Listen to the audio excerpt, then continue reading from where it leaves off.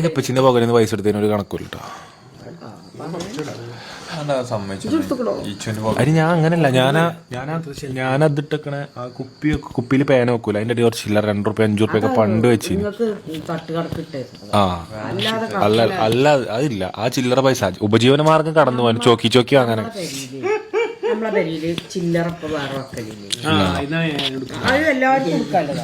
അങ്ങനെ ശരി എന്നാ കൊറേ എടുക്കനി.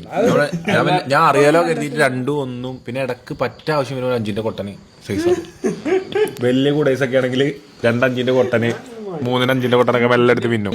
ഇത് കാണുന്ന ചെറിയ കുട്ടികളുണ്ടോ, എടാ ഇങ്ങള് അങ്ങനെ പല പൈസ എടുക്കരുതിട്ടാ, നമ്മളോ എടുത്തു ആരെയും പ്രോത്സാഹിപ്പിക്കാൻ പറഞ്ഞല്ലോ കേട്ടോ. ഇപ്പൊ 5 എടുത്തിട്ട് കാര്യമല്ല. 5ന്റെ കൊട്ട എടുത്താൽ ഒന്നും കിട്ടൂല ഇപ്പത്തെ കാലത്ത്. ഞങ്ങളന്ന് 1ന്റെ കൊട്ടന് 2ന്റെ കൊട്ടന് 3 കൊട്ടല്ല. ഇപ്പത്തെ കാലത്ത് ആഫീഫ് ആമസോൺ പ്രൈമിന് Netflix. അപ്പം അഫീഫിന്റെ എന്താ വെച്ചാല് ഇപ്പച്ചിന്റെ ബാങ്ക് അക്കൗണ്ട് ലിങ്ക് ചെയ്താണ്ട് ഓന്റെ മാസം 350 റീചാർജ് ഇപ്പച്ചിന്റെ അക്കൗണ്ടിൽ നിന്ന് ഇപ്പച്ചി അറിയാതെ ഡിഡക്റ്റ് ആവും, ഓട്ടോ പേ വെച്ചേക്കാം.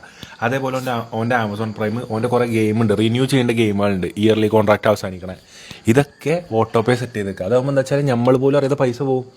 അപ്പം ഇപ്പച്ചൊരു സ്റ്റേറ്റ്മെന്റ് എടുത്തപ്പം നോക്കിന്ന് ഫുള്ള് അതിലാണ് ഫുള്ള് പിടിച്ചത്. ഇത് ഇപ്പച്ചി അറിയാത്ത കണക്കാള് ഫുള്ള് പിടിച്ച് വിളിച്ചു, ആരുടെ അത് ചെയ്തു വെച്ചു.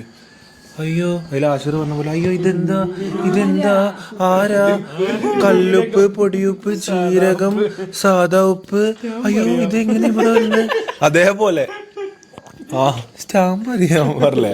അതേമാതിരി അഫീഫിന്റെ നാടകം.